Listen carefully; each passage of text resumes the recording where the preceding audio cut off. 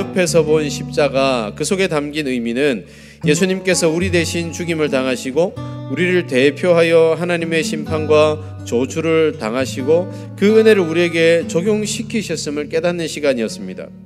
그런데 이 십자가의 은혜가 우리 가슴 속에서 성령을 통해 역사하게 될 때에 일어나는 현상이 바로 자기 부인이라는 현상입니다. 자기 부인은 타락한 자아를 벗어버리고 회복된 하나님의 형상을 따라 살아가는 겁니다. 그렇다면 우리가 구체적으로 무엇을 부인해야 할까요? 첫째, 우리는 지성을 부인해야 합니다.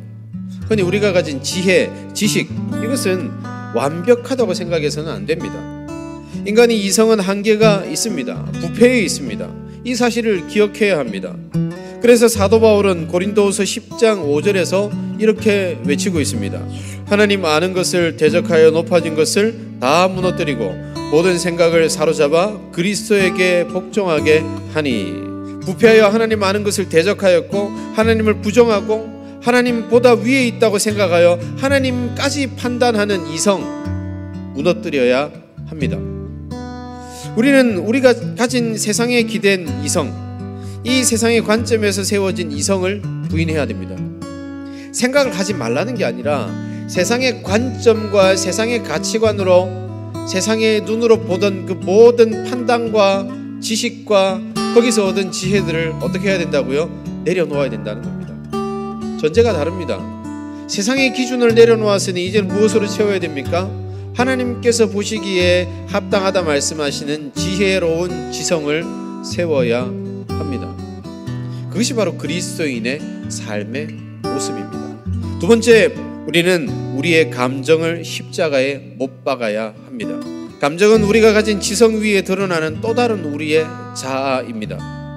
이 감정은 우리가 무엇을 바라보며 살아가고 있는지를 단편적으로 보여주고 있습니다. 그런데 부패한 인간은, 죄악 가운데 거하는 인간은 이 감정이 철저히 자기 자신을 향해서 흐르게 되어 있습니다. 우리는 이 감정을 잘 다스려 십자가에 못 박아야 합니다.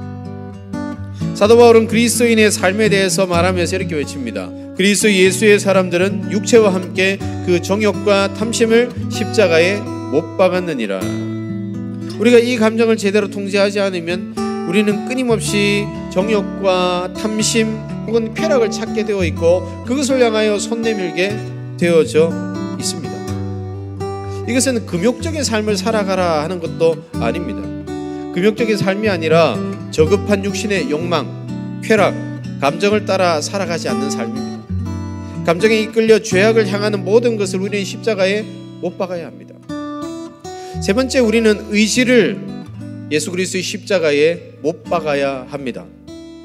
의지란 어떤 일을 추구하는 그 일을 향해 달려가는 자아를 말합니다.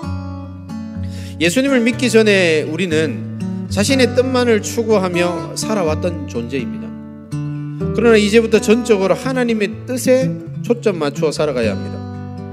하나님이 우리 삶의 주인이심을 인정해야 하며 우리 뜻보다 하나님의 뜻이 언제나 옳다는 사실을 겸손하게 인정해야 합니다.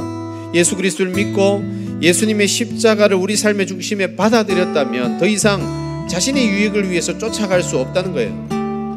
우리의 삶의 모든 존재와 목적과 이유가 하나님께 영광을 돌리는 것이 되어야 하고 그 일들을 위해서 의지적으로 한 걸음 한 걸음 나아가야 된다는 겁니다. 그렇다면 사랑하는 청년 여러분, 여러분은 그렇게 살아가고 있습니까? 여전히 나의 욕망과 나의 유익을 위해서 여전히 나에게 집중된 삶을 살아가고 있지는 않습니까? 내 것은 버려두고 예수님을 위해서, 그분의 나라를 위해서 살아가고 있습니까? 우리는 나를 위해 십자가에 못 박히신 그리스도를 믿는 믿음의 고백을 하는 것뿐만 아니라 우리가 그리스도와 함께 십자가에 못 박혔다고 고백할 수 있어야 됩니다. 그리고 그것이 삶으로 드러날 수 있어야 합니다.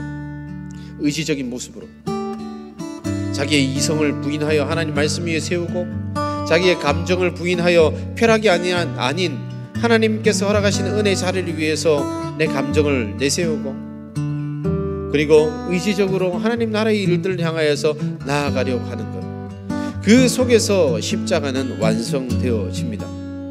바라기는 이러한 일에 최선을 다해 구원의 길 위에서 평생을 다한 은혜를 누리시는 하나님의 백성들 되시기를 주님의 이름으로 축원합니다.